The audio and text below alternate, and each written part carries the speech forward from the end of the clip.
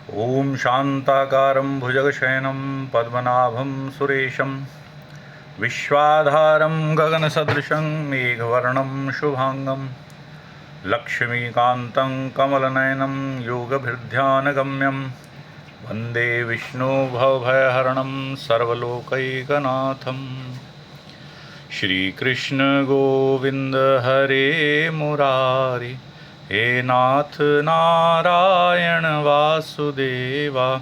श्री कृष्ण गोविंद हरे मुरारी, हे नाथ नारायण वासुदेवा। हे नाथ नारायण वासुदेवा, हे नाथ नारायण वासुदेवा। हे नाथ नारायण वासुदेवा, हे नाथ नारायण वासुदेवा। श्री कृष्ण गोविंद हरे मुरारी, हे नाथ नारायण वासुदेवा। हे नाथ नारायण वासुदेवा। आप सभी भगवत प्रेमियों का आज गरुड़ पुराण के चतुर्थ दिवस में बहुत बहुत हार्दिक स्वागत, अभिनंदन। विगत 3 दिनों से लगातार आप सब गरुड़ पुराण की कथा सुन रहे हैं इस फेसबुक लाइव के माध्यम से। ये सारी कथाएं हमारे यूट्यूब चैनल साधना से समृद्धि इस पर भी उपलब्ध हैं। प्रतिदिन की कथा उस पर अपलोड है और प्रतिदिन अपलोड होती रहेगी। तो जो लोग लाइव में न सुन सके हों तो साधना से समृद्धि चैनल पर भी उसको सुन सकते हैं। आज चौथा अध्याय हम प्रारंभ करने जा रहे हैं। इस चतुर्थ अध्याय में ये बताया गया है कि कौन कौन से ऐसे कर्म हैं जिसको करने के कारण नरक में जाना पड़ता है, अर्थात नरक प्रदान कराने वाले कौन कौन से ऐसे कर्म हैं, उसके विषय में आज इस अध्याय में हम लोग श्रवण करेंगे। चतुर्थाध्याय। अब गरुड़ जी प्रश्न करते हैं कि हे केशव, किन किन पापों के कारण पापी मनुष्य यमलोक के महामार्ग में जाते हैं, अर्थात वो कौन कौन से कर्म हैं जिसे करने के कारण जीव यमलोक में जाते हैं, और किन पापों से वैतरणी नदी में गिरते हैं तथा किन पापों के कारण नरक में जाते हैं, वह मुझे बतलाइए। तो सज्जनों, कई प्रकार से हमें अपने पापों का दंड भोगना पड़ता है। कुछ ऐसे पाप हैं जिनका दंड हमें इस संसार में ही भोगना पड़ जाता है।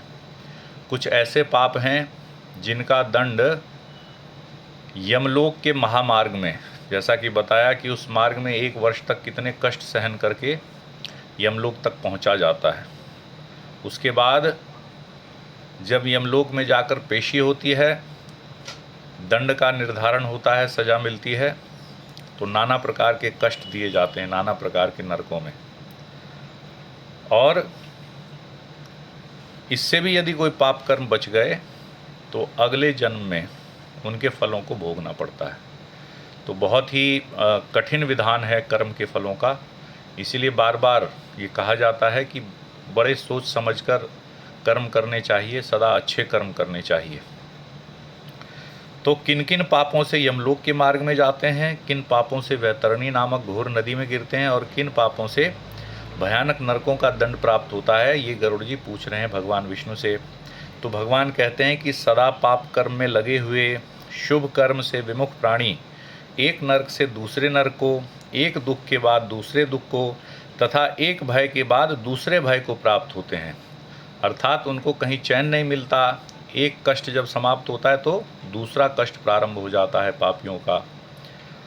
और धार्मिक जन धर्मराज के नगर में 3 दिशाओं में स्थित द्वारों से जाते हैं। कल के अध्याय में भी आपने सुना होगा कि जो धर्मराज के नगर में जाने के 4 द्वार हैं चारों दिशाओं में।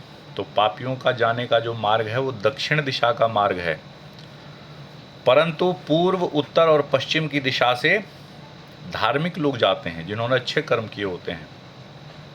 जाना पड़ता है सबको वहाँ तक, लेकिन जो धार्मिक लोग हैं जिन्होंने अच्छे कर्म किए हैं वो सुख प्राप्त करते हुए जाते हैं, और जो पापी लोग हैं वो दुख प्राप्त करते हुए जाते हैं। तो जो धार्मिक जन है वो धर्मराज के नगर में 3 दिशाओं में स्थित द्वारों से जाते हैं, अर्थात पूर्व, उत्तर और पश्चिम के मार्ग से।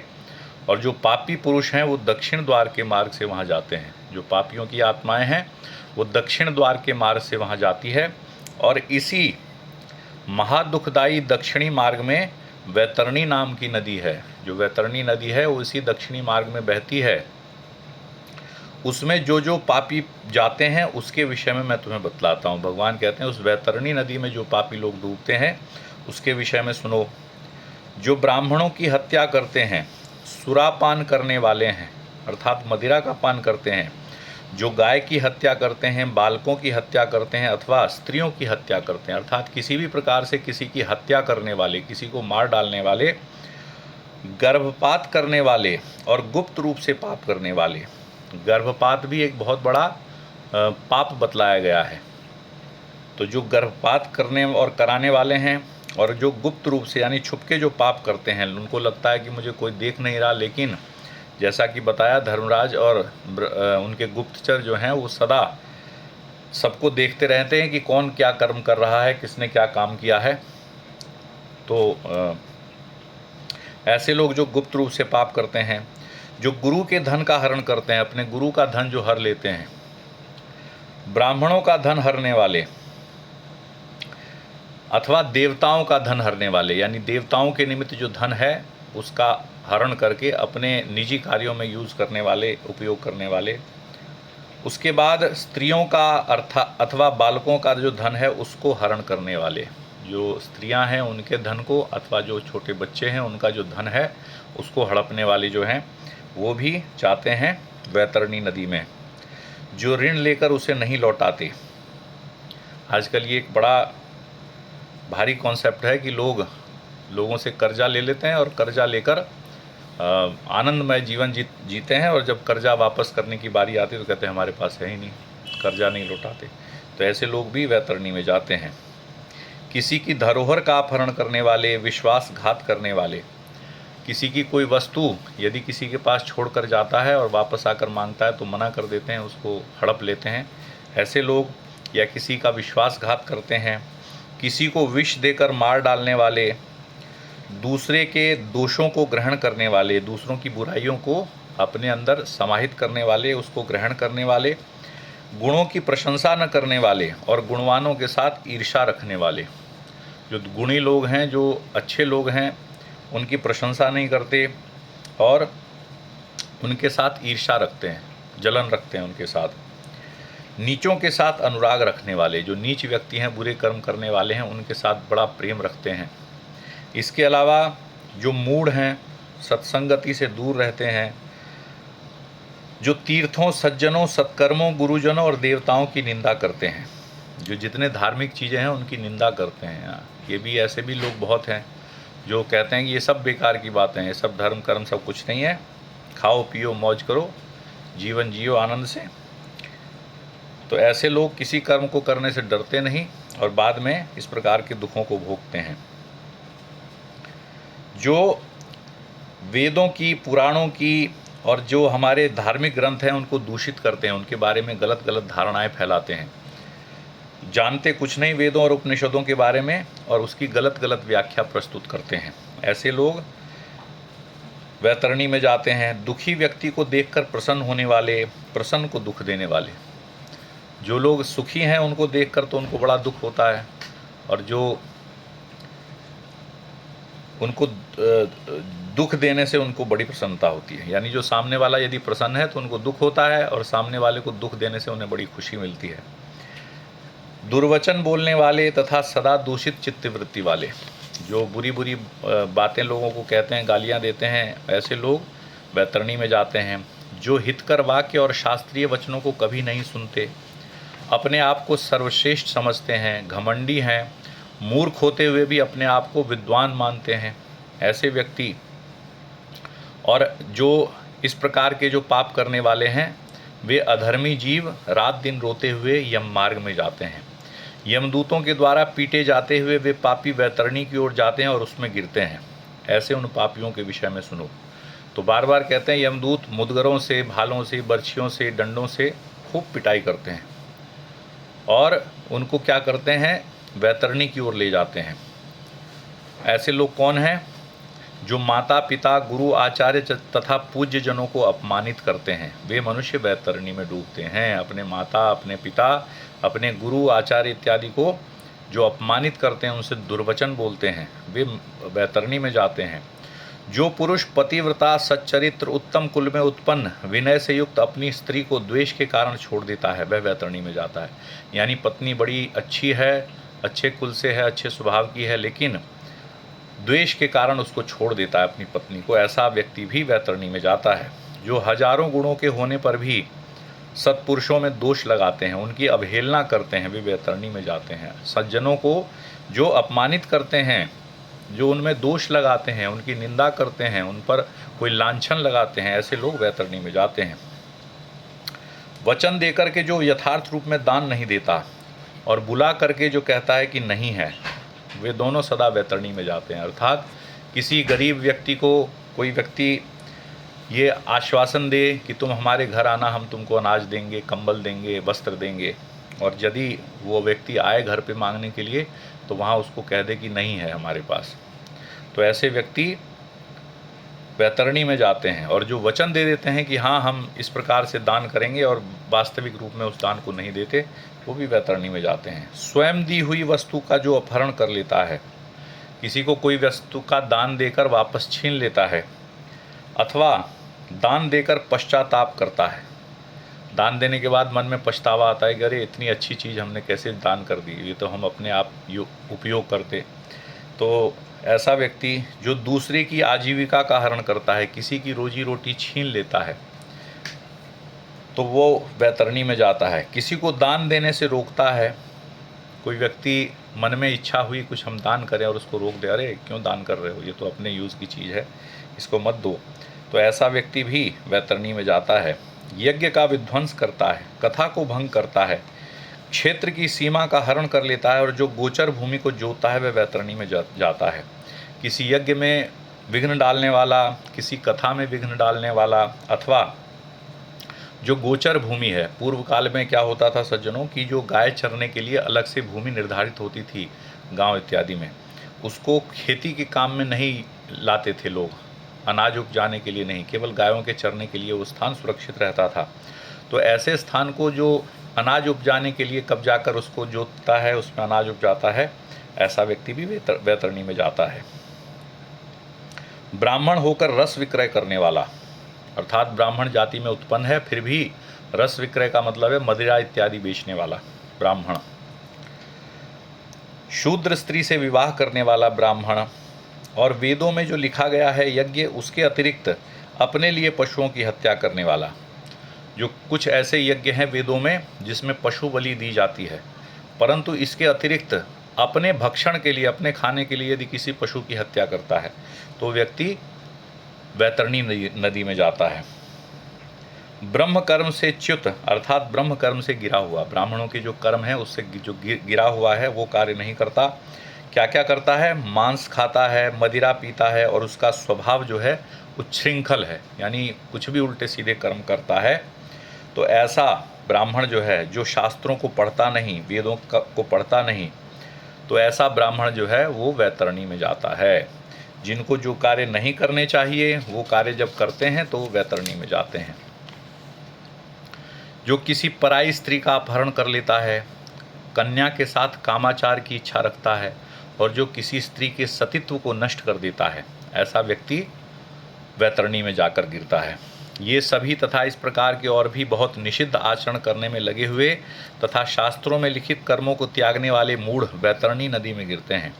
सभी मार्गों को पार करके पापी यम के भवन में पहुंचते हैं, और पुनः यम की आज्ञा से यमदूत उन्हें लाकर वैतरणी में डाल देते हैं।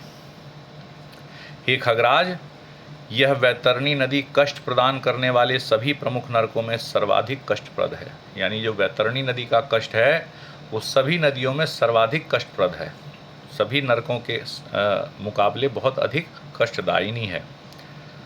इसलिए यमदूत उन पापियों को उस वैतरणी नदी में डालते हैं कि जो बहुत अधिक पाप करने वाले लोग हैं, उनके पापों का दंड उस वैतरणी में उनको प्राप्त होता है। जिसने अपने जीवन काल में कभी कृष्ण गौ का दान नहीं किया अथवा मृत्यु के पश्चात जिसके उद्देश्य से बंधु बांधवों द्वारा कृष्णा गौ नहीं दी गई अथवा जिसने अपनी और दैहिक क्रिया नहीं कर ली या जिसके उद्देश्य से और दैहिक क्रिया नहीं की गई हो, वे वैतरणी में महान दुख भोगकर वैतरणी के तट पर स्थित शाल्मली नामक वृक्ष में जाते हैं। तो जो अंत समय में जो किए जाने वाले कर्म हैं, यानी जब माता पिता इत्यादि की मृत्यु हो जाती है तो पुत्रों को जो कार्य करने चाहिए वो नहीं करते, जो अपने जीवन काल में गोदान नहीं करते, कभी मृत्यु के पश्चात जिनके उद्देश्य से गोदान नहीं दी जाती, अंतिम क्रिया जिनकी भली भांति नहीं की जाती, वो वैतरणी में जाकर दुख भोगते हैं। और वैतरणी के तट पर जो हमने बताया कि शाल्मली नामक वृक्ष है जिसके बड़े तीखे पत्ते हैं, वहाँ जाकर उनको अनेक प्रकार के कष्ट भोगने पड़ते हैं। जो झूठी गवाही देने वाले हैं, ये बड़ा इम्पोर्टेंट है, जो झूठी गवाही देने वाले हैं। आजकल तो झूठी गवाही देने का बड़ा प्रचलन है, कोई कुछ भी झूठ बोल देता है। धर्म पालन का ढोंग करने वाले, ये भी बड़ा आजकल प्रचलन में है। मन में पाप है और बाहर से दिखावे के लिए धर्म का पालन कर रहे हैं। छल से धर्म का अर्जन करने वाले, यानी किसी को धोखा देकर, किसी को बहला फुसला कर उसका धन छीनने वाले, यानी छल से जो धन कमाते हैं वो। चोरी द्वारा आजीविका चलाने वाले, जिनका जीवन चोरी के काम में ही लगा हुआ है। अत्यधिक वृक्षों को काटने वाले, वन और वाटिका को नष्ट करने वाले, यानी प्रकृति को नष्ट करने वाले।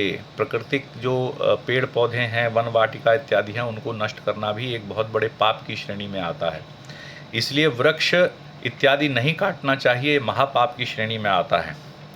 प्रकृति से हमें उतना ही लेना चाहिए जितनी हमारी आवश्यकता है। इसके अतिरिक्त यदि प्रकृति से लिया जाता है अथवा प्रकृति का दोहन किया जाता है तो प्रकृति रुष्ट हो जाती है और वो भी एक पाप की श्रेणी में आता है सज्जनों। तो वो पाप नहीं करना चाहिए और सदा अच्छे कर्मों को करते रहना चाहिए।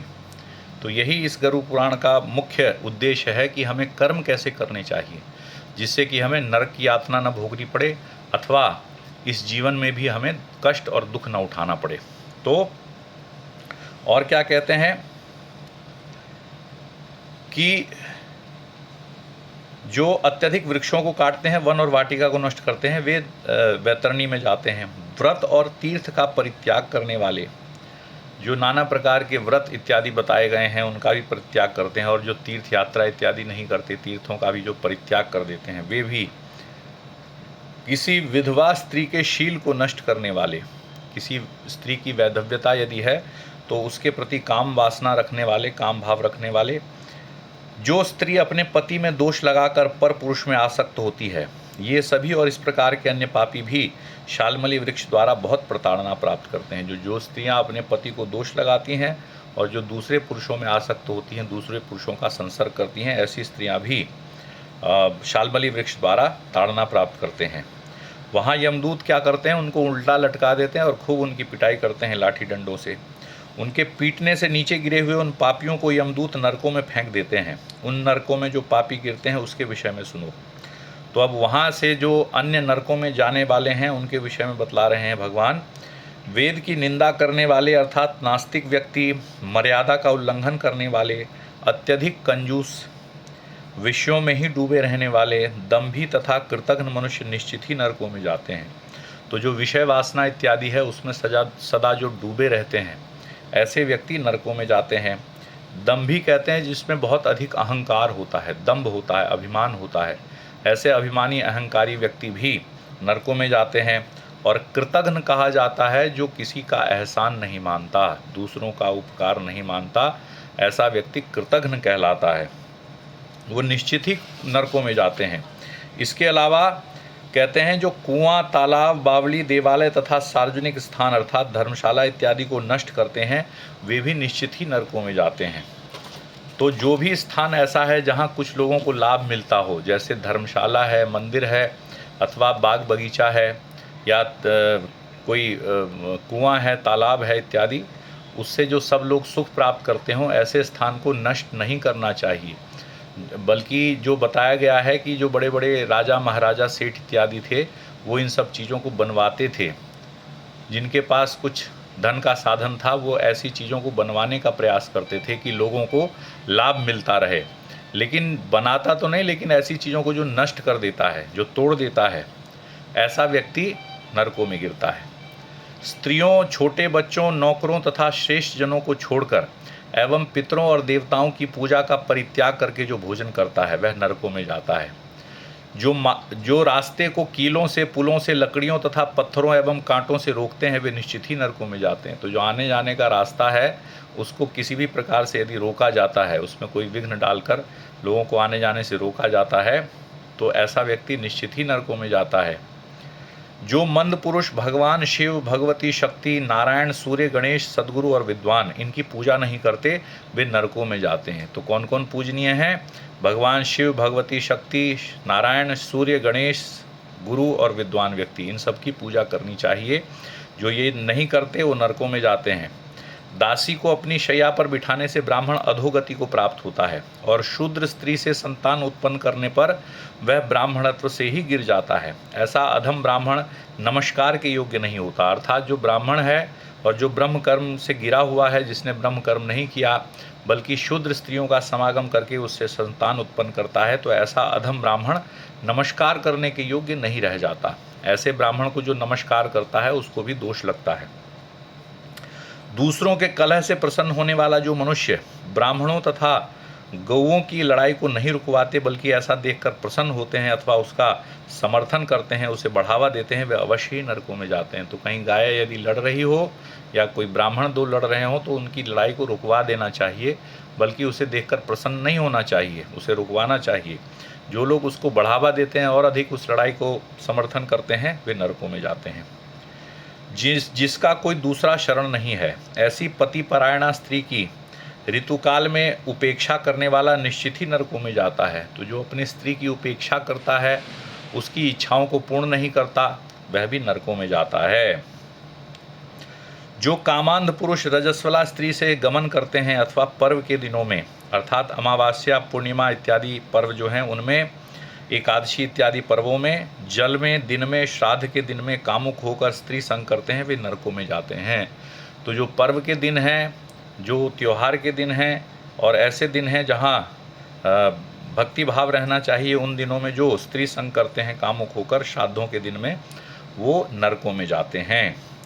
जो अपने शरीर के मैल को आग में, जल में, उपवन में, मार्ग में अथवा गौशाला में फेंकते हैं, वे निश्चित ही नरकों में जाते हैं। तो जो शरीर का मल है उसको किसी गौशाला में, अग्नि में और उपवन में या रास्ते में, इन स्थानों पर नहीं फेंकना चाहिए अपने मल को। जो हथियार बनाने वाले हैं, बाण और धनुष का निर्माण करने वाले हैं तथा इनका विक्रय करने वाले हैं, वे नरकों में जाते हैं। तो जो ऐसी चीज़ें बनाते हैं जिससे लोगों को मारकाट होती है, ऐसे लोग नरकों में जाते हैं। चमड़ा बेचने वाला वैश्य और योनि का विक्रय करने वाली स्त्रियां तथा विष का विक्रय करने वाले, ये सभी नरकों में जाते हैं। यदि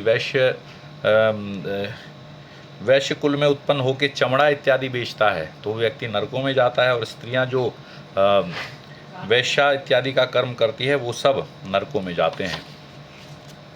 जो अनाथ के ऊपर कृपा नहीं करते, सत्पुरुषों से द्वेष करते हैं, किसी निरपराध को दंड देते हैं, वे नरकों में जाते हैं।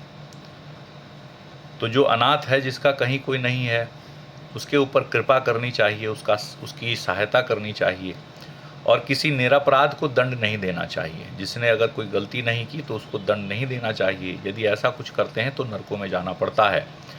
आशा लगाकर घर पर आए हुए याचकों को भोजन बना रहने पर भी जो भोजन नहीं कराते, वे निश्चित ही नरकों में जाते हैं। यदि घर में कोई मांगने वाला आ गया 2 रोटी और हमारे घर में भोजन बना हुआ है, तो यदि हम नहीं देते उनको तो ये बहुत बड़ा पाप है, तो नरक में जाना पड़ता है।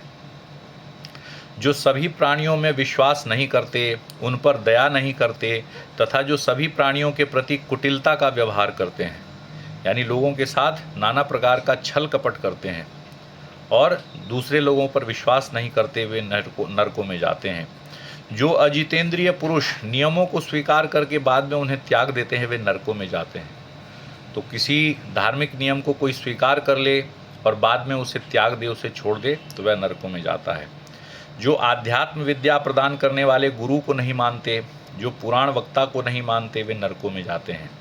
जो व्यक्ति मित्र से द्रोह करते हैं, जो 2 व्यक्तियों की आपसी प्रीति का भेदन करते हैं तथा जो दूसरे की आशा को नष्ट करते हैं वे निश्चित ही नरकों में जाते हैं। यानी अपने मित्र से द्रोह नहीं करना चाहिए, अपने मित्र को धोखा नहीं देना चाहिए।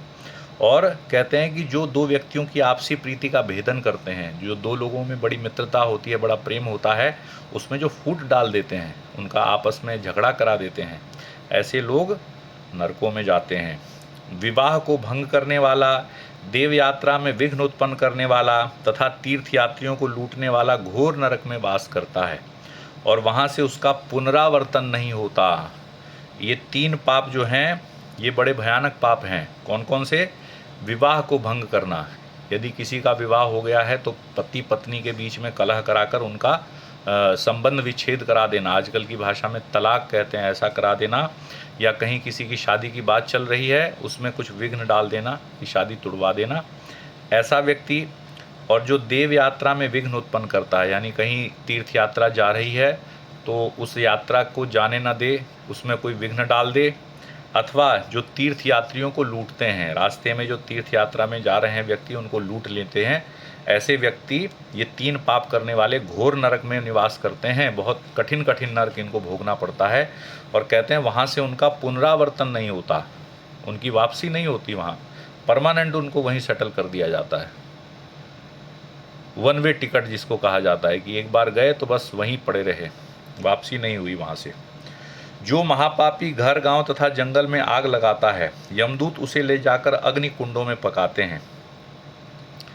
तो किसी के घर में या किसी गांव में या किसी जंगल में जो आग लगा देता है, यमदूत उसे अग्नि कुंडों में ले जाकर पकाते हैं। कल के अध्याय में आपने सुना नाना प्रकार के दंड जो दिए गए। तो कड़ाहे में जो तेल में पकाया जाता है वो सबको नहीं पकाया जाता है। किसी ने यदि किसी की एक रोटी छीनकर खा ली तो उसको तेल के कड़ाहे में नहीं तला जाएगा, बल्कि ऐसा पाप जिसने किया, किसी के घर में या किसी के गांव में या किसी जंगल में आग लगा दिया, तो ये मानिए कि वहाँ कितने जीव जंतु जलकर मर गए या मनुष्य जलकर मर गए। तो ऐसे पापियों को क्या दंड दिया जाता है कि उनको ले जाकर अग्निकुंडों में पकाया जाता है। उनको भी इस चीज़ का इसका भान हो, इसकी उनको पता चले कि अग्नि में जलने से क्या कष्ट होता है, तो इसलिए उनको ले जाकर अग्निकुंड में पकाया जाता है। और इस अग्नि से पके हुए अंग वाला वह पापी जब छाया की याचना करता है, अर्थात यमदूतों से कहता है कि मुझे छाया में ले चलो, तो यमदूत उसे असीपत्र नामक वन में ले जाते हैं। असीपत्र नामक वन जो है, वहाँ भी जो पौधों और पेड़ों के पत्ते हैं वो बड़े तीखे हैं, तलवार के समान। तो इस तलवार के समान तीखे पत्तों से उसके समस्त अंग जब कट जाते हैं, छिल जाते हैं, तब यमदूत उससे कहते हैं कि शीतल छाया में सुख की नींद सो जा। यमदूत उस समय उससे हंसी करते हैं, उसका मजाक उड़ाते हैं कि शीतल छाया बड़ी है यहाँ पे, यहाँ सुख की नींद सो जाओ। जब बड़ी प्यास लगती है, अग्नि में जब शरीर जलता है तो कहते हैं बड़ी प्यास लगती है, तो जब प्यास से व्याकुल होकर जल पीने की इच्छा से पानी मांगता है तो यमदूत उसे खौलता हुआ जल पीने के लिए देते हैं। और जब वो पानी वो पीता है, वो पानी समझकर उस खौलते हुए तेल को पीता है, तो उसकी आंतें तक जल जाती हैं। तो उस समय यमदूत उसे कहते हैं कि पानी पियो और अन्न खाओ, बड़े मज़े से पानी पियो, शीतल जल पियो। उस जल के पीते ही उसकी आंतें तक जल जाती हैं और गिर पड़ते हैं। किसी प्रकार पुनः उठकर अत्यंत दीन की भांति प्रलाप करते हैं, विवश होकर ऊंची ऊंची सांसें लेते हैं और कुछ भी कहने में समर्थ नहीं होते। हे गरुड़, इस प्रकार पापियों की बहुत सी यातनाएं बतलाई गई हैं। भगवान कहते हैं कि बड़ी सारी यातनाएं हैं, कितने का वर्णन करें तुम्हारे सामने। इसके संबंध में सभी शास्त्रों में कहा गया है, सभी जितने शास्त्र हैं, पुराण हैं हमारे, सब जगह इनका वर्णन आया है। तो विस्तार पूर्वक इन्हें तुम्हें मैं क्या बताऊं। इस प्रकार हजारों नर नारी नरक की यातनाओं को भोगते हुए प्रलय पर्यंत घोर नरकों में पकते रहते हैं। जो नर और नारी हैं, दोनों ने जो पाप किए हैं, वो उन पापों का फल भोगते हुए प्रलय पर्यंत नरकों में पकते रहते हैं, नाना प्रकार के, कभी इस नरक से उस नरक में, कभी इस पाप को भोगने के बाद उस पाप के दंड को भोगते हुए भटकते रहते हैं। और उन पापों का फल भोगकर पुनः पैदा होते हैं, यम की आज्ञा से पृथ्वी पर आकर स्थावर आदि योनियों को प्राप्त करते हैं। तो जब उन पापों का फल भोगते हैं तो फिर दोबारा पृथ्वी लोक में जन्म प्राप्त करते हैं। और स्थावर योनि किसको कहा जाता है? तो जो पेड़ पौधे इत्यादि की योनि है, उनको स्थावर योनि कहा जाता है। जो लता हैं, बेल हैं, पर्वत हैं, तिनके इत्यादि हैं, जो पेड़ पौधे हैं, उनको कहा जाता है स्थावर योनि। ये अत्यधिक मोह से आवृत हैं, यानी वर्षों वर्ष तक पेड़ एक जगह पर खड़े रहकर शीत, गर्मी, वर्षा इत्यादि सहते रहते हैं। तो ये सब भी किए गए पापों का ही फल है। कीड़े, पशु, पक्षी, जलचर तथा देव, इन योनियों को मिलाकर 84 लाख योनि कही गई हैं। इस संसार में जितनी योनियां हैं, जितने अलग अलग प्रकार के जीव हैं, उनकी संख्या है 84 लाख। उनमें कीड़े, पशु, पक्षी, जल में रहने वाले जीव और सूक्ष्म जीव सब आते हैं। मनुष्य हैं, पशु हैं, ये सब। इन सभी योनियों में घूमते हुए जीव मनुष्य योनि को प्राप्त करते हैं। जब ये 84 लाख योनियां बीत जाती हैं, घूम लेते हैं, तब जीव को मनुष्य योनि प्राप्त होती है। और मनुष्य योनि में भी नरक से आया व्यक्ति चांडाल इत्यादि के घर में जन्म लेता है। उसमें भी कुष्ठ आदि पाप चिन्हों से वह बहुत अधिक दुखी रहता है। तो जो पापी लोग हैं वो निम्न योनियों में जन्म लेते हैं, नीच योनि में जन्म लेते हैं, और नाना प्रकार के उनके शरीर पर चिन्ह होते हैं पाप कर्मों के, पूर्व जन्म में किए गए पाप कर्मों के चिन्ह होते हैं शरीर पर, जिससे वे बहुत अधिक दुखी रहते हैं। उन नाना प्रकार के पाप के चिन्हों से बहुत अधिक दुख प्राप्त करते हैं। किसी को गलित कुष्ठ हो जाता है, कोई जन्म से अंधा होता है। तो कुष्ठ दो प्रकार के होते हैं, एक गलित कुष्ठ और एक सामान्य कुष्ठ। गलित कुष्ठ में अंग गलने लगते हैं। कुष्ठ रोगियों को देखा होगा आपने, उंगलियां आधे से ज़्यादा उनकी गल जाती हैं, किसी के पूरे हाथ गल जाते हैं, तो गलित कुष्ठ होता है। तो इस प्रकार के नाना प्रकार के रोग भी होते हैं शरीर में, और नाना प्रकार के चिन्ह भी होते हैं जो नरक से आए हुए प्राणी हैं। कोई जन्म से अंधा होता है, उसे कुछ दिखाई नहीं देता, और कोई महारोग से व्यथित होता है। नाना प्रकार के रोग उसके शरीर में होते हैं। इस प्रकार पुरुष और स्त्री में पाप के चिन्ह दिखलाई पड़ते हैं। तो जो पाप करने वाले लोग हैं, स्त्री हो चाहे पुरुष, नाना प्रकार के उनके शरीर पर चिन्ह देखने को मिलते हैं, नाना प्रकार के उनके शरीर में रोग देखने को मिलते हैं। तो ये भी पूर्व जन्म के किए हुए कर्मों का ही फल होता है। तो इस प्रकार गरुड़ पुराण के अंतर्गत नरकप्रद पाप चिन्ह निरूपण, जो पाप चिन्ह हैं नरक से आए हुए लोगों के शरीर पर, या जो कर्म ऐसे हैं जो नरक को हमें जाना पड़े, ऐसे पापों के विषय में बतलाने वाला ये अध्याय था। और इसका नाम है नरकप्रद पाप चिन्ह निरूपण। इस नाम से चतुर्थ अध्याय समाप्त हुआ। बोलिए विष्णु भगवान की जय। श्री कृष्ण गोविंद हरे मुरारी, हे नाथ नारायण वासुदेवा। श्री कृष्ण गोविंद हरे मुरारी, हे नाथ नारायण वासुदेवा। हे नाथ नारायण वासुदेवा, हे नाथ नारायण वासुदेवा। श्री कृष्ण गोविंद हरे मुरारी, हे नाथ नारायण वासुदेवा। हे नाथ नारायण वासुदेवा। बोलिए विष्णु भगवान की जय। आप सब लोग इसी तरह कथा का श्रवण करते रहें, हमारा उत्साह वर्धन करते रहें। और जो ये सारी कथाओं की वीडियो है वो हमारे YouTube चैनल साधना से समृद्धि पर उपलब्ध है। उस चैनल को सब्सक्राइब करें, उन कथाओं को देखें, उनसे कुछ सीख लें। धन्यवाद। जय श्रीमन नारायण।